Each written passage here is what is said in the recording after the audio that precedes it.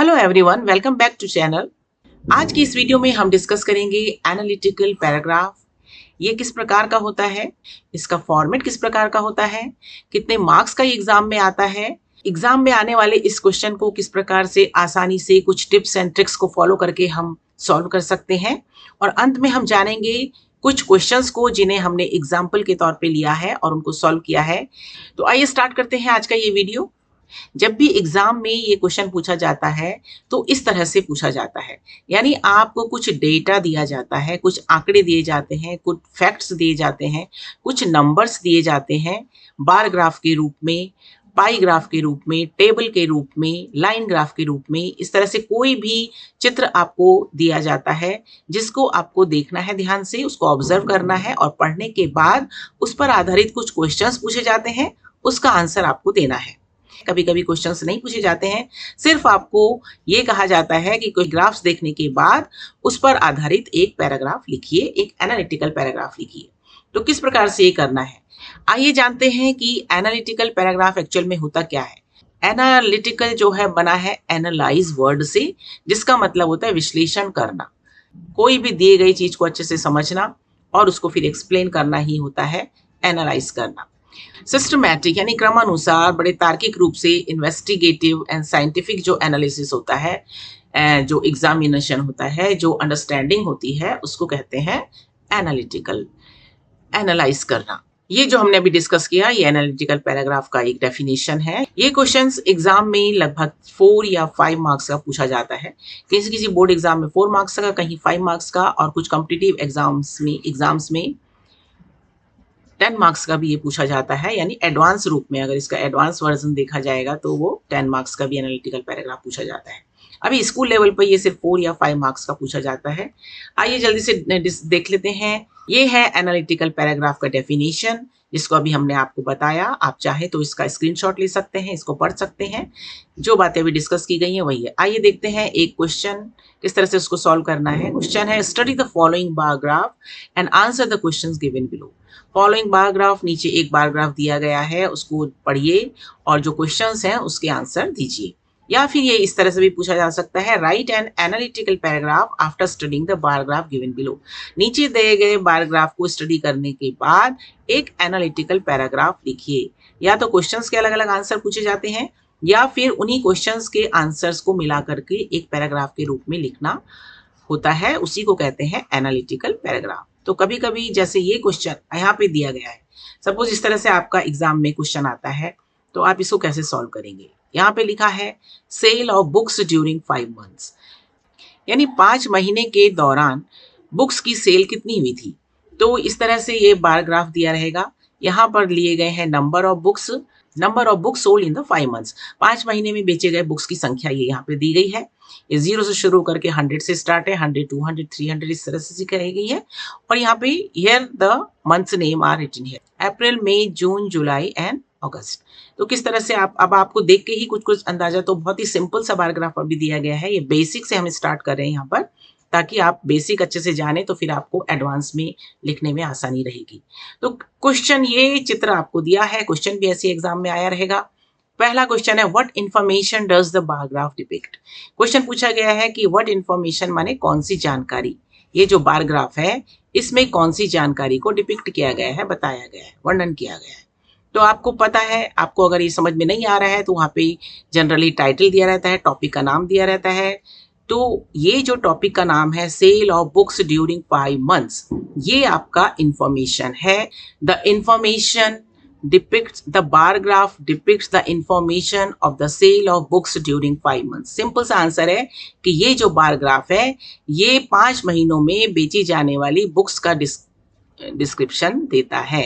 यानी ये bar graph ही suggest करता है, ये डिस्क्राइब करता है कि 5 महीने में कितनी बुक्स बेची गई हैं। तो ये आपका इसके आंसर में आ जाएगा। आंसर में आएगा, ये जो टॉपिक का नाम लिखा रहता है, ये फर्स्ट क्वेश्चन का आंसर हो गया। यानी what is the bar graph about, यानी बार ग्राफ किस चीज के बारे में है, या कौन सी इंफॉर्मेशन बार ग्राफ शो करता है। ये जो क्वेश्चन है ये आपका हो गया इसका इंट्रोडक्शन, इंट्रोडक्टरी पैराग्राफ कहलाएगा। इंट्रोडक्शन हो गया ये, यानी परिचय बता दिया। इस क्वेश्चन ने ये बताया कि ये बार ग्राफ किस चीज के बारे में। अब नेक्स्ट क्वेश्चन है, how many books are sold in the month of June. जून के महीने में कितनी बुक्स बेची गई थी। Very simple question. तो आप जून का महीना देखिए, जून मंथ में 500, तो आप लिखेंगे 500 books are sold in the month of June. जून के महीने में 5 बुक्स बेची जाती हैं। Next question is find the difference between the highest and the lowest sale. अब ये पूछ रहा है कि फाइंड द डिफरेंस। ये वाले क्वेश्चन को थोड़ा ध्यान से समझना है आपको। डिफरेंस का मतलब होता है अंतर, यानी अंतर आपको बताना है हाईएस्ट एंड लोएस्ट। ये कंपैरिजन बताता है कि हाईएस्ट आप देख लीजिए, देख के ही पता चल रहा है हाईएस्ट है मंथ ऑफ अप्रैल में 900 बुक्स बेची गई थी, और सबसे लोएस्ट माने सबसे कम, हाईएस्ट माने सबसे ज्यादा। तो सबसे ज्यादा बेची गई थी अप्रैल के मंथ में 900 और सबसे कम बेची गई थी अगस्त के महीने में 300। एंड द क्वेश्चन है कि आपको सबसे ज्यादा और सबसे कम महीनों में बेचे जाने वाली बुक्स की जो संख्या है उसके अंतर को बताना है। तो डिफरेंस ज्ञात करने के लिए आपको क्या करना है, to know the difference what we do, we minus. तो हम क्या करेंगे, 900 में से हम किसको माइनस करेंगे, 300 को। तो कितना आंसर आया आपका, 600। तो आपको बताना है कि 600, find the difference between the highest and the lowest sale is 600। तो सबसे ज्यादा बेचने वाले कम बेचने वाले के बीच का जो अंतर है वो 600 बुक्स का है। ठीक है, इस तरह से ये आंसर हो जाएगा। तो डिफरेंस वाले क्वेश्चन को आपको बहुत ध्यान से समझना है, शब्दों को समझना है, क्वेश्चन को समझना है। आंसर बहुत आसान है, हाईएस्ट माने सबसे ज्यादा, लोएस्ट माने सबसे कम। Next question is name the month in which the sale is 3 times the sale of अगस्त।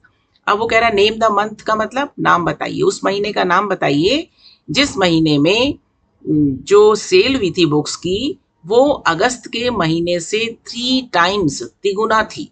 तो अगस्त के महीने से तिगुना वाले मंथ का नाम आपको बताना है। और अगस्त के महीने में देख लीजिए, अगस्त के महीने में कितनी बुक्स बेची गई थी, 300 बुक्स बेची गई थी। तो 300 का तिगुना क्या हो गया, इसका दुगना हो गया आपका 600, 600 का आगे क्या हो गया फिर 900। तो 900 बुक्स जो हो गई इसका 3 times हो गया। और ये कौन सा महीना है, अप्रैल। तो नेम द मंथ में क्या आ जाएगा, April is the month in which the sale is 3 times the sale of August. इस तरह से आप इसका आंसर लिख लेंगे। तो है ना, बहुत सिंपल, बहुत ही आसान है। अगर आपको समझ में नहीं आया तो एक बार और इसे देखिएगा। कभी कभी क्वेश्चंस नहीं पूछे, ये वाले क्वेश्चन नहीं पूछे जाते, सिर्फ ये आपका बार ग्राफ दे दिया जाएगा और ये टॉपिक का नाम लिख दिया जाएगा। इसी को पढ़ करके आपको बताना है कि ये क्या हो रहा है। You have to write an analytical paragraph on your own. अपने आप से आपको पैराग्राफ लिखने के लिए कहा जाएगा। आपको क्वेश्चंस का सहारा नहीं लेना पड़ेगा। क्वेश्चंस का सहारा यहाँ पे आपके लिए इजी हो जाता है जब क्वेश्चन पूछे जा रहे हैं, लेकिन कई बार ऐसा आएगा कि आपसे क्वेश्चन नहीं पूछे जाएंगे तो आपको खुद ही टॉपिक को और बार ग्राफ को देख के समझ करके उसका आंसर लिखना है। जनरली इसमें क्या होता है, हाईएस्ट, लोएस्ट और ये नंबर जो होते हैं इसी को देख करके आपको आंसर लिखना है। यहाँ पर ये बात भी ध्यान देनी है कि जब हाईएस्ट और लोएस्ट की बात होती है तो कुछ शब्द भी बदल जाते हैं। हाईएस्ट को आप इस तरह से भी पूछा जा सकता है, हाईएस्ट के लिए पूछा जाएगा मोस्ट ऑफ द बुक्स, यानी सबसे ज्यादा, हाईएस्ट, मोस्ट। और लोएस्ट के लिए एक और शब्द आता है लीस्ट, LEAST, लीस्ट, यानी कि सबसे कम। लोएस्ट माने भी सबसे कम, लीस्ट माने भी सबसे कम, हाईएस्ट माने सबसे अधिक, और मोस्ट का मतलब भी सबसे अधिक होता है। तो शब्द भी बदल सकते हैं, तो आपको बहुत ध्यान से इसको समझना भी है। साथ ही साथ एक क्वेश्चन ये भी पूछ लिया जाता है ट्रू एंड फॉल्स का। ट्रू एंड फॉल्स यानी कोई भी आंकड़ा यहाँ का दे दिया जाएगा, कोई भी डेटा वाला, जैसे ये है, सेंटेंस लिख दिया जाएगा कि 900 books are sold in the month of April. अप्रैल के महीने में 900 बुक्स बेची गई, और उसके आखिरी में लिखा जाएगा ट्रू एंड फॉल्स, ट्रू और फॉल्स। तो आपको बताना है ये सेंटेंस सही है या गलत, कि अप्रैल के महीने में 900 बुक बेची गई, ये सही है या गलत। तो आप इसको देखिए ध्यान से, सही है कि गलत। अगर आपको पता है सही है तो आप क्या करेंगे, ट्रू वाले को टिक कर देंगे, या अलग से लिख देंगे ये वाला सेंटेंस और उसके आगे लिख देंगे ट्रू। या फिर अगर ये बात लिखा है कि books sold in the month of April is 800, कि अप्रैल के महीने में 800 बुक्स बेची गई, तो आप इसको देख लेंगे कि ये अप्रैल के महीने में तो 800 नहीं है, 900 है, तो आप उसको लिख देंगे फॉल्स, कि ये आंकड़ा जो है वो गलत है। आइए देखते हैं आगे। अब देखिए हमने क्या किया, ये जितने भी क्वेश्चंस थे हमने इसको एक पैराग्राफ के रूप में यहाँ पे लिखा। इस तरह से आपका अगर एनालिटिकल पैराग्राफ लिखने के लिए आता है, क्वेश्चंस अगर नहीं लिखे रहते हैं, तो आपका पैराग्राफ इस तरह से बनेगा। एक होता है आपका इंट्रोडक्टरी पैराग्राफ, दूसरा होता है इसका बॉडी, ये आपका हो गया introductory paragraph, this is the body of the paragraph and this is the conclusion. 3 paragraph में ये एनालिटिकल पैराग्राफ जो है वो डिवाइड रहता है। तो एनालिटिकल पैराग्राफ का जो इंट्रोडक्शन होता है वो वही है जो पहले क्वेश्चन का आंसर है कि bar graph depicts the information about the sale of books in the 5 months। कि जो बार ग्राफ है वो 5 महीनों में बेची गई बुक्स की इंफॉर्मेशन हमको देता है। तो bar graph depicts, bar graph suggest, bar graph shows, इस तरह से भी आप इसको लिख सकते हैं।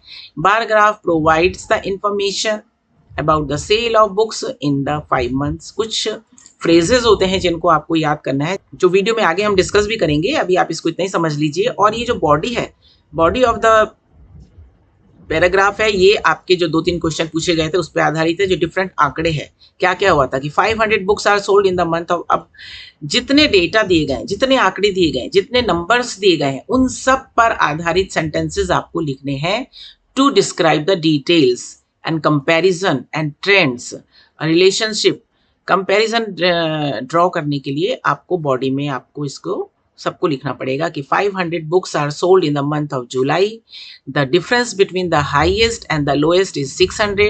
वही जो क्वेश्चंस के आंसर थे उनको आप इस तरह से पैराग्राफ के रूप में हमको लिखना है। That is between month and April and August, अगस्त और अप्रैल के बीच में जो हाईएस्ट एंड लोएस्ट का जो डिफरेंस है वो 600 है। April is the month in which the sale is 3 times the sale of August. अप्रैल के महीने में अगस्त महीने से 3 गुना सेल जो हुई थी बुक्स की, वो महीना है आपका अगस्त। अगस्त के महीने में अप्रैल के महीने से 3 गुना सेल भी थी। तो ये भी क्वेश्चन का आंसर है। The number of books sold in the month of जून, ये हमने अपनी तरफ से लिखा क्योंकि हमको एनालिटिकल पैराग्राफ को थोड़ा बड़ा बना करके लिखना है, तो सारे डेटा को हमको यहाँ पे इंक्लूड करना है। इस पे आधारित क्वेश्चन हमसे पूछा नहीं गया था कि जून में कितने बुक्स बेची गई, लेकिन हमको लिखना है क्योंकि उसमें जून का भी आंकड़ा दिया हुआ है, जून का भी डेटा दिया है। वाइल बुक्स सोल्ड इन जुलाई 350, लेकिन जबकि ये वाइल इस तरह के शब्दों का भी यूज करना है तो जिससे कि ये पैराग्राफ आसान कनेक्ट हो एक दूसरे से अच्छे से। तो लेकिन जून के महीने में 800 बुक्स बेची गई, जबकि जुलाई के महीने में 350 बेची गई। There was the slight difference of 50 books between the month of July and August. अगर हम देखेंगे तो ये वाला वाक्य हमने अपनी तरफ से बना दिया है कि जून और जुलाई के महीने में स्लाइट डिफरेंस था, थोड़ा सा ही अंतर था 50 बुक्स का, यानी उसमें 50 बुक्स ही ज़्यादा बेची गई थी। तो ये आपका एक बॉडी ऑफ द पैराग्राफ बन गया जिसमें आपने उसके डिटेल्स को बताया, हाईएस्ट एंड लोएस्ट प्राइस को बताया और कंपैरिजन किया, डिफरेंस बताया।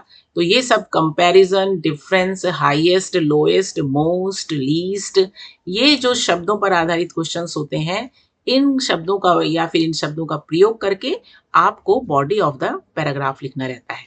अब आ जाते हैं थर्ड पैराग्राफ में, कंक्लूजन में क्या लिखना है। कंक्लूजन में, इन कंक्लूजन, निष्कर्ष में हम कह सकते हैं we can say that there had been a noticeable decline in the sale of books since the month of April to August. हम देखते हैं कि जब हम पूरा समरी, कंक्लूजन माने समरी, मेन पॉइंट्स को हम लिख करके हमको इसको कंक्लूड करना है, समाप्त करना है पैराग्राफ को, तो हम कहते हैं कि निष्कर्षतः हम कह सकते हैं कि जो महीना था, यानी जो अप्रैल का महीने से जो स्टार्ट हुआ था और अगस्त के महीने तक जो बुक्स बेची गई, इसमें नोटिसेबल डिक्लाइन था। नोटिसेबल माने ध्यान देने, डिक्लाइन माने होता है कम होना, नीचे गिरना। जब शेयर बाजार में, जिस तरह से ये एनालिटिकल पैराग्राफ क्या है, ये शेयर बाजार में कंपनीज होती हैं, स्कूल्स में बच्चों का डेटा होता है, कितने बच्चे पास हुए, कितने फेल हुए, कंपैरिजन होता है। शेयर मार्केट में जो कंपैरिजन होता है उसके लिए ये सब बार ग्राफ, पाई चार्ट और ये लाइन ग्राफ का यूज़ किया जाता है, टेबल्स का यूज़ किया जाता है एनालिसिस करने के लिए, आंकड़े करने के लिए। तो इस तरह के शब्दों का उसमें प्रयोग किया जाता है। नोटिसेबल डिक्लाइन, अब नोटिसेबल माने कुछ डिक्लाइन जो होता है, कुछ गिरना होता है। जैसे यहाँ पे हमने देखा 50 का ही अंतर आया, तो ये बहुत ज़्यादा अंतर नहीं है। हम देखते हैं कि अप्रैल के महीने में 900 था और अगस्त के महीने में 300 था, तो उसका जो डिफरेंस था वो 600 का जो था वो बहुत ज़्यादा था, एकदम समझ में आ रहा था। सेल का जो अंतर था वो पता चल रहा था। तो नोटिसेबल डिक्लाइन, इसके लिए शब्द आ गया आपका नोटिसेबल डिक्लाइन, कि जो गिरना था, जो सेल का जो स्तर था इतना ज़्यादा गिरा कि उस पर एकदम से ध्यान गया। There is a decrease in the reading habits of the people in the time of social media. अब ये सब पढ़ने के बाद बुक्स लोग नहीं खरीद रहे हैं, धीरे धीरे बुक्स खरीदना कम हुआ, तो इसका मतलब भी हम कुछ एक लाइन अपनी तरफ से भी लिख सकते हैं कि there is a decrease in the reading habits of the people in the time. अभी सोशल मीडिया का जमाना है, now it is the time of social media, everyone is busy with their smartphones, सब अपने अपने फ़ोन में busy हैं, they are scrolling social media, Instagram, internet में ही लगे हुए हैं, यूट्यूब में लगे हैं, तो उनको पढ़ने का, बुक्स को पढ़ने का टाइम नहीं है। इसलिए जो बुक्स की सेल है या बुक्स की जो बिक्री है उसमें कमी आई है। ये कारण हम लिख करके हम इस एनालिटिकल पैराग्राफ को यहीं पर एंड कर देते हैं। ये पैराग्राफ आपका 4 या 5 नंबर का रहता है, तो कम से कम इसमें आपकी 100 to 120 वर्ड्स जो है वो आने चाहिए। आइए देखते हैं, एक और एग्जाम्पल ले लेते हैं जिससे कि और समझ में आए प्रैक्टिस के लिए। So we will take another example for practice. Practice के लिए आइए एक और एग्जाम्पल ले लेते हैं। क्वेश्चन है, answer the following questions after studying the given paragraph. नीचे आपको पाईग्राफ दिया गया है, उसको स्टडी करने के बाद आपको क्वेश्चंस का आंसर देना है। पाईग्राफ क्या बताता है? विच माने जो, यानी पाईग्राफ जो शोज माने दिखाता है, ये दर्शाता है the marks obtained by a student in an examination and answer the questions that follow. कि एग्जाम में एक स्टूडेंट ने अलग अलग सब्जेक्ट्स में कितने कितने मार्क्स उसने प्राप्त किए, और उसके नीचे क्वेश्चन भी दिया गया है, तो उन क्वेश्चंस को ध्यान में रखते हुए आपको उसका आंसर देना है। So here the paragraph is here. तो यहाँ पे लिखा है, यहाँ पे आपको हेडिंग पहले से दे दिया है, marks obtain by the students in different subjects. कई बार ये टॉपिक भी नहीं दिया रहता है, टॉपिक भी आपको या टाइटल भी आपको अपने आप ही लिखा रहता है। इस तरह से लिखा रहेगा तो आप समझ जाओगे कि ये क्या है, ये मार्क्स है। There are names of the different subjects and these are the marks obtain. तो आप समझ जाओगे कि मार्क्स किसको मिलते हैं, स्टूडेंट को मिलते हैं। तो आप खुद से भी इसको टाइटल दे सकते हो कि marks obtain by the student in different subjects. अब ये क्वेश्चन फिर से बहुत सिंपल आ गया, what is the pie chart about. ये जो पाई चार्ट है, ये जो पाई ग्राफ है, ये किस चीज के बारे में है? तो आप सीधे से बोलोगे आंसर यही हो गया, जो टॉपिक होता है वही आंसर होता है वर्ड का। तो हो गया, the pie chart is about the marks obtained by the students in different subjects. ये आपका इंट्रोडक्टरी पैराग्राफ भी हो गया और इस क्वेश्चन का आंसर भी हो गया। दूसरा क्वेश्चन है, in which subject student scored highest marks. कौन सा विषय है जिसमें स्टूडेंट्स ने सबसे ज्यादा मार्क प्राप्त किए हैं? तो देख करके अपने आप ही समझ में आ जा रहा है कि कौन सा विषय है। तो इसका आंसर में आप लिखोगे कि mathematics is the subject in which the student scored highest marks. Mathematics subject है जिसमें स्टूडेंट ने सबसे ज्यादा मार्क्स प्राप्त किए हैं। Next question is, which subject has the least score. Least माने सबसे कम, लीस्ट का भी हमें बताया था पहले वाले, लोएस्ट माने सबसे कम, तो लीस्ट माने भी क्या होता है, सबसे कम। विच माने कौन सा, कौन से विषय में सबसे कम स्कोर किया उसने। तो सबसे कम मार्क्स मिले हैं means lowest, least means lowest. सबसे कम मार्क्स मिले हैं उसको इंग्लिश में 45 मार्क्स है। English has the least score means student got the lowest marks in English subject. तो ये हो गया आपका। Now the question is, identify two subjects with difference of 25 degrees. अब दो सब्जेक्ट्स आपको बताने हैं जिसमें कि 25 डिग्रीज का अंतर दिखाई दे। तो 25 डिग्री का अंतर क्या दिखता है कि अब आपको देख लीजिए, 9, इसको डिफरेंस मतलब अंतर, यानी कि आपको माइनस करना है। तो 90 में से 45 माइनस करेंगे तो 45, 90 में से 70 माइनस करेंगे तो आपका आ जाएगा 20, 90 में से 80 माइनस करेंगे तो 10, 90 में से 65 माइनस करेंगे तो 25। तो आपका आंसर क्या हो गया, सब्जेक्ट हो गया सोशल साइंस। तो यहाँ पे आ गया आपका, mathematics and social science are the two subjects in which there is the difference of 25 degrees का जहाँ पे अंतर आता है। Next question is, the score obtained in mathematics is 2 times the score of. Mathematics में जो आपको स्कोर मिला वो किसका 2 times है, दुगना है। तो ये हो गया आपका 45, 45 का डबल हो गया ये 90। तो आपको यहाँ पे लिख देना है English, English is the subject. तो इस तरह से ये क्वेश्चंस के आंसर कंप्लीट हो जाते हैं। तो ये बहुत ही आसान हो जाता है आपके लिए अगर आपको क्वेश्चंस उसमें दिए गए हैं। अब इन्हीं क्वेश्चंस के जो हमने आंसर लिखे हैं या समझे हैं, उसी को आपको पैराग्राफ के रूप में लिखना है और उसको एक एनालिटिकल पैराग्राफ बनाना है। तो किस तरह से लिखेंगे, ये इस तरह से लिखेंगे। सबसे पहले हमने उसको टाइटल दे दिया, उसका हेडिंग दे दिया, marks obtained in different subjects, अलग अलग विषयों में प्राप्त नंबर मार्क्स। अब हमने उसका जो पहला क्वेश्चन का आंसर था वो इंट्रोडक्टरी हो गया। 2-3 क्वेश्चन के जो आंसर थे वो आपका हो गया बॉडी ऑफ द पैराग्राफ हो गया। और लास्ट में हम पूरा कंक्लूजन करके वो अपनी तरफ से हमको लिखना है मेन पॉइंट्स को, ठीक है। तो इंट्रोडक्टरी पैराग्राफ क्या हो गया, वही आपको याद है अगर question, the pie chart describes the marks obtained by the students in different subjects. This is the introduction, means what is the pie chart is about, what is the pi graph is about. Pie chart किस चीज के बारे में है, तो ये answer बताता है ये उस क्वेश्चन का आंसर है। तो ये आपका इंट्रोडक्टरी पैराग्राफ हो गया, आपको इंट्रोडक्शन मिल गया। फिर उसके बाद आपको उसका बॉडी बनाना है। बॉडी ऑफ द पैराग्राफ में हमने क्या क्या करना है, कंपैरिजन करना है। कंपैरिजन करना है, कंपैरिजन किसका करना है, हाईएस्ट एंड लोएस्ट का करना है। हाईएस्ट एंड लोएस्ट मार्क्स कितने हैं, और या लीस्ट माने सबसे कम और मोस्ट माने सबसे ज़्यादा। साथ ही साथ हमको कंपैरिजन भी करना है और चीज़ों के पूरे आंकड़े हमको देने हैं। तो हमने ये वाक्य क्या बना, हमारा पैराग्राफ क्या बना, students scored highest marks in mathematics. यहाँ से हमने लिखा बच्चों, स्टूडेंट ने जो सबसे ज़्यादा मार्क्स लिए हैं वो मैथमेटिक्स में लिए हैं। On the contrary least marks in English, English में सबसे कम आए हैं। ऑन द कॉन्ट्रेरी, इस वर्ड को आप ध्यान रखेंगे, मतलब इसके अपोजिट, ठीक इसके विपरीत, उसके सबसे कम मार्क्स इंग्लिश में आए। तो ऑन द कॉन्ट्रेरी। और ये कुछ फ्रेजेज हैं जिनको आपको एनालिटिकल पैराग्राफ लिखते समय ध्यान देना है, और ये आपको हेल्प करते हैं एनालिटिकल पैराग्राफ लिखने में। Mathematics and social science subjects have the striking difference of 25 degrees. Mathematics और सोशल साइंस जो विषय हैं उनमें 25 डिग्री का हमको डिफरेंस दिखाई देता है, और वो स्ट्राइकिंग डिफरेंस है। यानी कि ये इस फ्रेज को भी आप याद रखेंगे, स्ट्राइकिंग माने बहुत ज़्यादा डिफरेंस है, थोड़ा सा डिफरेंस नहीं है 2-3 मार्क्स का, बल्कि बहुत ज़्यादा डिफरेंस है। द स्कोर, ये कंपैरिजन बता रहा है, ये कंपैरिजन बताने के लिए इस फ्रेज का हमने यहाँ पे यूज किया है। The score obtained in mathematics is 2 times the score of English. अब मैथमेटिक्स में जो उसने स्कोर किया है वो इंग्लिश के मार्क्स का 2 टाइम्स है। इन शॉर्ट, अब ये आपका पैराग्राफ हो गया, पूरा कंपैरिजन कर लिया, हाईएस्ट लोएस्ट बता दिया, डिफरेंस बता दिया आपने। अब इसको कंक्लूड करना है। तो कंक्लूड लिखते समय या तो लिखेंगे टू कंक्लूड, या इन कंक्लूजन, या फिर overall, in short, in nutshell. कुछ फ्रेजेस है जिसका कि हम यूज कर सकते हैं। We can say that maths was the highest scoring subject. अब शॉर्ट में हम कह सकते हैं कि मैथ्स में सबसे ज्यादा मार्क्स आए उसके। और वेयर का मतलब होता है जबकि, ये बताता है कंट्रास्ट, बताता है विपरीत, बताता है। वेयर जबकि in English students did not do well, English में उसने अच्छा नहीं किया। Social science and Hindi scored average mark. Social science और हिंदी में उसको सामान्य मार्क्स मिले, कोई बहुत ज़्यादा या कम उसको मार्क्स नहीं मिले। So in this way we have written the our analytical paragraph. बहुत ही सिंपल और सामान्य, साधारण, सरल लैंग्वेज में हमने यह पैराग्राफ को यहाँ पे कंप्लीट किया है। अब आइए देख लेते हैं, पहले हमने पढ़ लिया है, लेकिन और अगर आपको डिटेल में जानना है तो इसके फॉर्मेट के बारे में हमने डिस्कस तो कर दिया है। यहाँ पे आप इसको स्क्रीनशॉट भी लिख सकते हैं कि फॉर्मेट में इसको 3 पैराग्राफ में हम डिवाइड करते हैं एनालिटिकल पैराग्राफ को। फर्स्ट पैराग्राफ होता है इंट्रोडक्शन।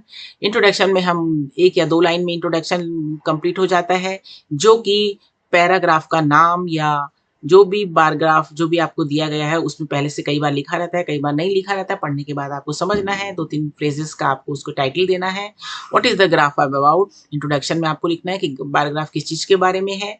बॉडी में आपको 5-6 लाइन कम से कम लिखनी रहती है कि व्हाट इज द डेटा, कौन सा आंकड़ा है। आइडेंटिफाई द 4 ट्रेंड्स, ट्रेंड्स बताने। ट्रेंड का मतलब होता है चेंज, यानी कम से कम कोशिश करनी है 3 या 4 चेंजेस आपको डिस्कस करने हैं उसमें।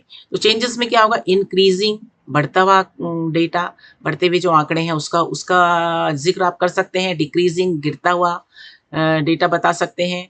जैसे डाउनफॉल होता है, जैसे बढ़ता हुआ होता है, ग्राफ ऊपर जाता है तो ये इंक्रीजिंग हो गया, और नीचे गिर रहा है अचानक से तो ये क्या हो गया, डिक्रीजिंग हो गया या डाउनफॉल हो गया। कंपैरिजंस आप कर सकते हैं 2 चीज़ों में, किसी में एकदम ज़्यादा है, किसी में एकदम कम है। तो 2 चीज़ों में कंपैरिजन आपको बताना है। कंट्रास्ट भी बताना है, रिलेशनशिप बतानी है, हाईएस्ट एंड लोएस्ट वही हो गया, इंक्रीजिंग एंड डाउनफॉल।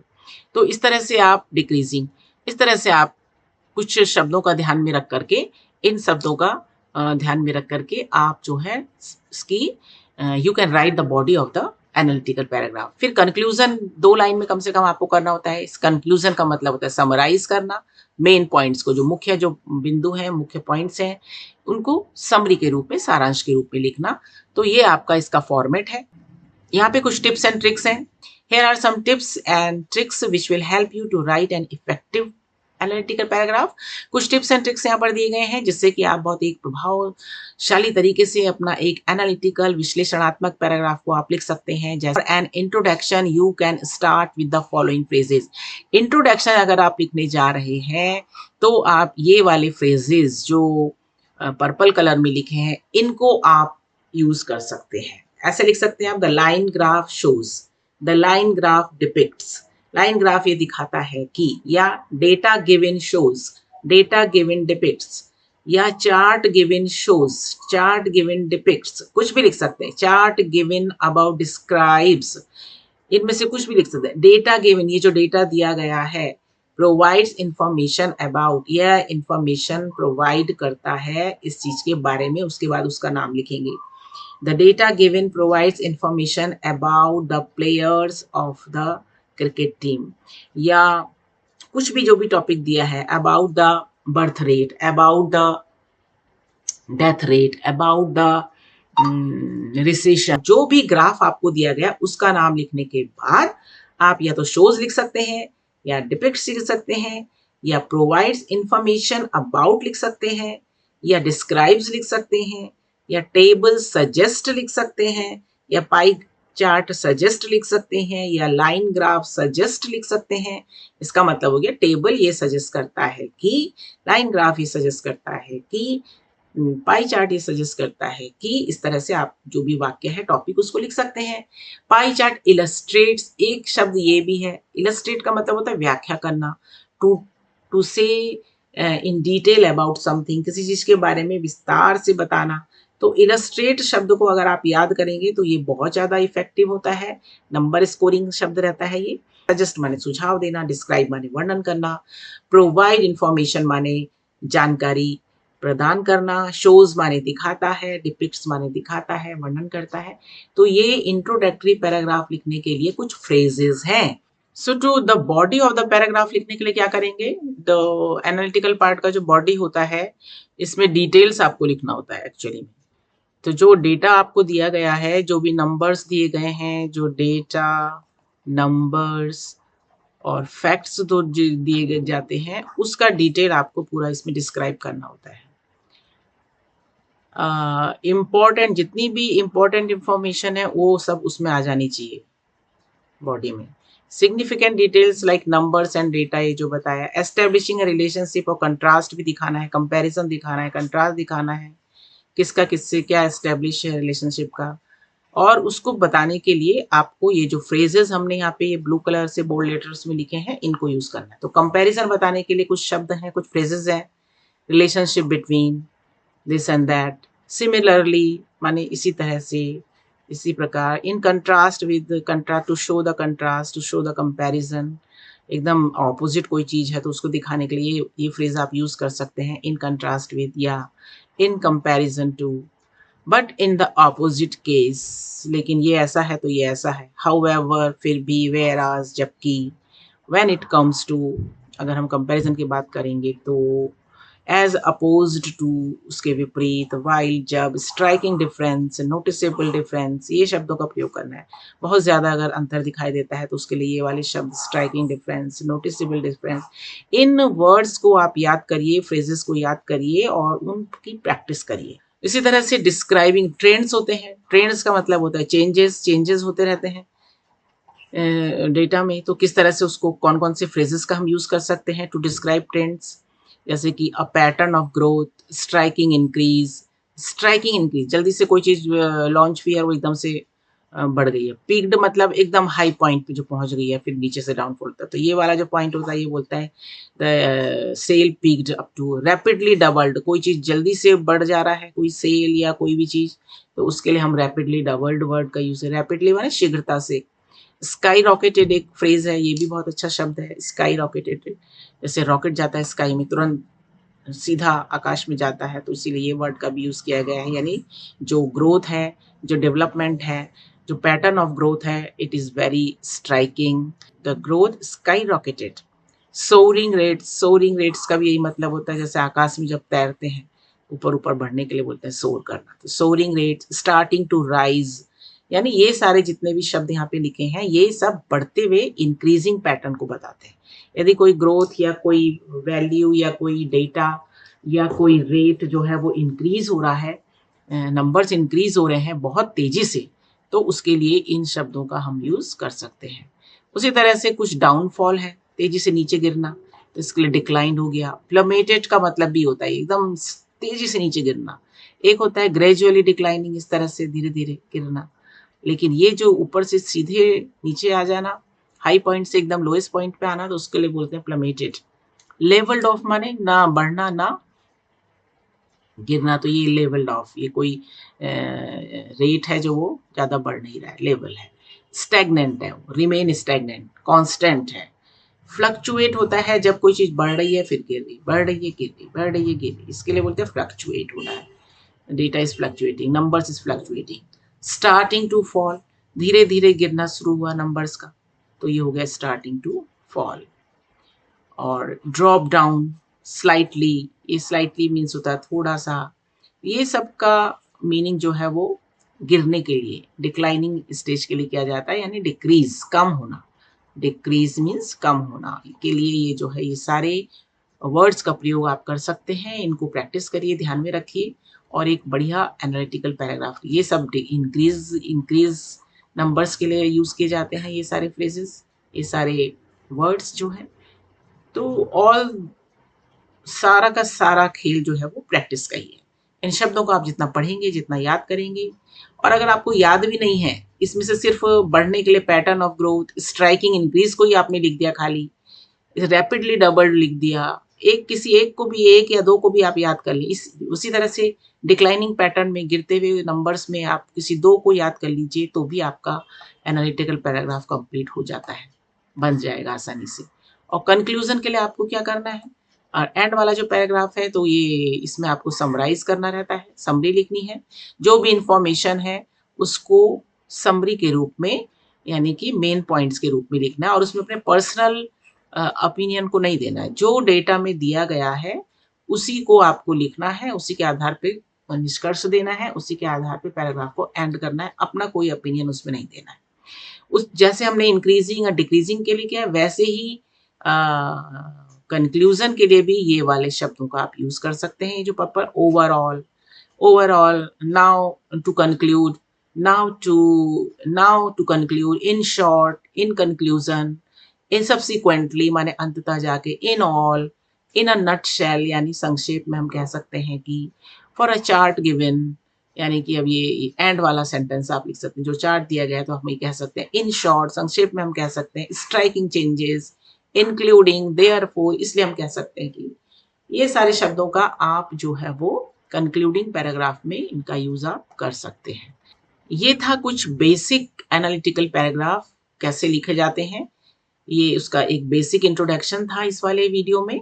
इसका एडवांस वीडियो भी अगर आप चाहेंगे तो हम बनाएंगे, और यहीं पर हमारा ये आज का ये वीडियो ख़त्म होता है। आशा करते हैं आपके लिए ये हेल्पफुल रहेगा।